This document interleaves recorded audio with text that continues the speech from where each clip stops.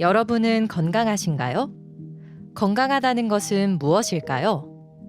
옛 어르신들은 잘 먹고, 잘 자고, 잘 내보내면 된다고 간단하게 말씀하셨지만 실제로는 그렇게 간단하지도 쉽지도 않다는 것을 살아가면서 깨닫게 됩니다. 현대사회에서 기술의 발전과 물질적인 풍요를 통해 육체적인 편의성이 높아지고 웰빙, 운동, 건강식품 등 신체적인 건강에 관련된 관심이 높아졌습니다. 하지만 그에 반해 거주, 근무 환경, 인간관계의 다양성 등 현대사회의 복잡함은 정신적 피로를 축적하여 오히려 정신적인 피폐함을 호소하는 경우가 많아졌죠. 특히 우리나라의 경우 정신건강의 문제를 멘탈 관리를 못한다, 멘탈이 약하다 등 내가 노력하지 않아서 극복하지 못한 개인의 책임에 대한 결과로 취급하는 경우가 허다합니다. 팔이 부러지면 외과를 가고 치아가 썩으면 치과를 가는 게 당연하듯 정신건강에 무리가 오면 정신과 치료를 받는 게 자연스러운 일이지만 정신과 치료를 바라보는 부정적인 시각과 정신건강에 대한 인식의 부족으로 인해서 치료에 대한 접근이 어려운 편입니다.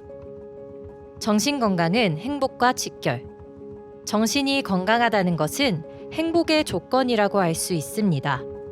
정신이 건강하지 않다면 다른 것들이 아무리 풍성이 있다고 하더라도 행복과는 멀어지게 됩니다.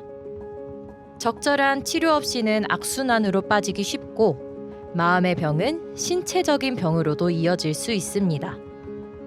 스트레스나 번아웃과 같은 정신건강의 문제는 무기력증, 소화불량, 두통 등의 신체적 질병으로 만성화될 수 있습니다. 그렇기에 신체적인 문제가 발생하기 전에 정신적인 문제에 대한 해결에 집중해야 하는 거죠. 그렇다면 이렇게나 중요한 정신건강은 어떻게 관리해야 우리의 몸과 마음을 건강하게 유지할 수 있을까요? 정신질환을 갖고도 이를 극복하고 잘 살아가고 있는 분들의 경험에서 우러나온 정신건강 생활 지침 9가지 지금 알려드릴게요. 먼저 건강한 정신은 건강한 신체에서 온다는 것입니다. 규칙적인 생활과 운동 등 계획대로 몸을 움직이는 것이 건강한 정신을 갖는 시작입니다. 첫째, 아침에 일어나고 낮에는 활동하고 밤에는 잠을 자는 것입니다. 특히 낮밤이 바뀌고 잠을 자지 않는 생활을 하고 있다면 밤에 잠을 자고 아침이면 일어나서 움직일 시간을 먼저 챙겨보시길 바랍니다. 둘째, 건강한 식사를 하는 것입니다. 지방질의 재료보다 오이, 당근이라도 씻어 잘라 먹고 과일과 요구르트, 두부, 감자, 고구마 등 섬유질의 음식을 식욕이 나지 않더라도 드셔야 합니다. 셋째, 외부 활동을 적극적으로 하는 것입니다. 파트타임이든 풀타임이든 소득 원천이 되는 직업을 가질 수 있다면 좋겠지만 그렇지 않더라도 정기적으로 활동의 시간과 공간을 유지하는 것이 좋습니다. 정기적인 봉사활동, 교육활동 또는 온라인의 활동이라도 본인이 의미 있게 여길 수 있는 정기적인 활동을 유지하는 것이 관건입니다. 움직임의 반경이 줄고 만나고 이야기 나누는 사람이 줄어들고 있다면 동네 한 바퀴라도 꾸준하게 걷는 것을 하루의 일과로 만드셔서 외출을 하는 것이 좋습니다. 밖에 나가 사람 구경도 하시고 동네 공원에 나가 햇볕, 나무, 꽃 구경을 하며 주변 환경을 환기시킨다면 조금 더 활기찬 하루를 보내실 수 있을 겁니다.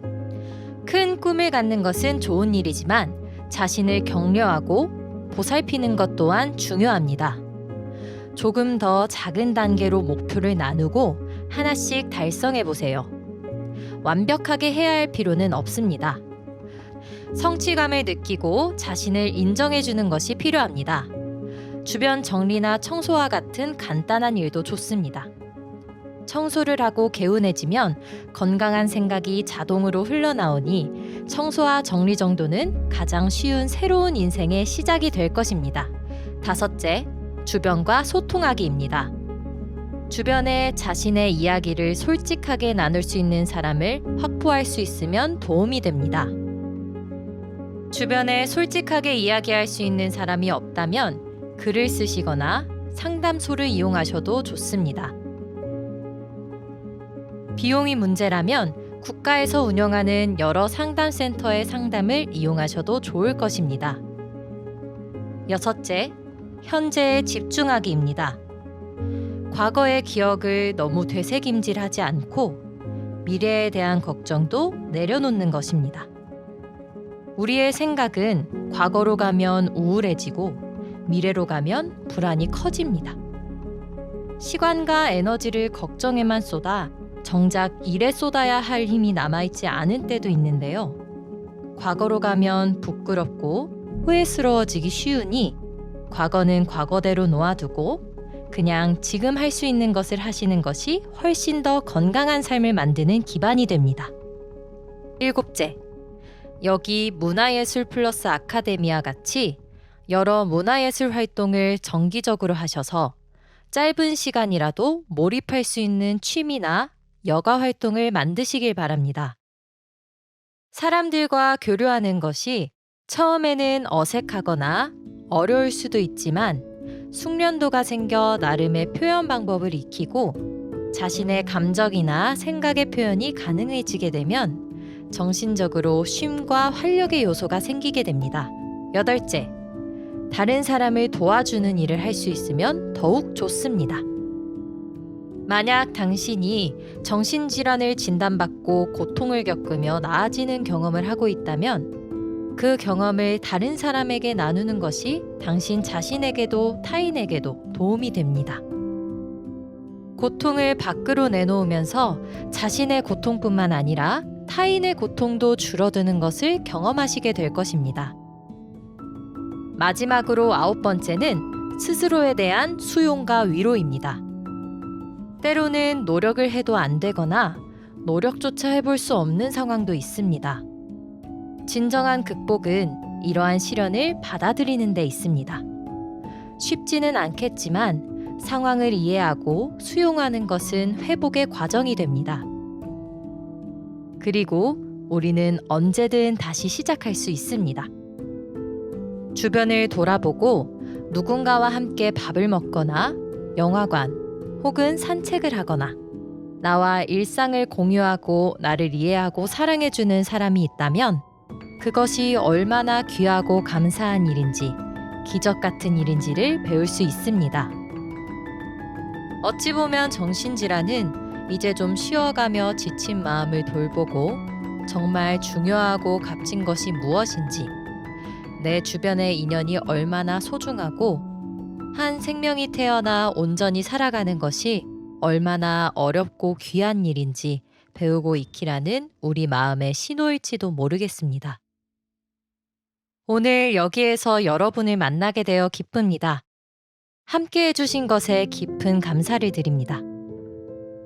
한 번쯤은 정신질환이 이 삶에 던져주는 의미가 무엇일지 생각해보고자 했던 바람이 몸과 마음이 더 건강한 일상을 만들어 가려던 소망이 우리를 만나게 했을 것입니다. 그러니 한 번 더 기원해 봅니다. 이 만남을 통해 우리가 서로 더 건강한 삶으로 나아가기를 바라겠습니다.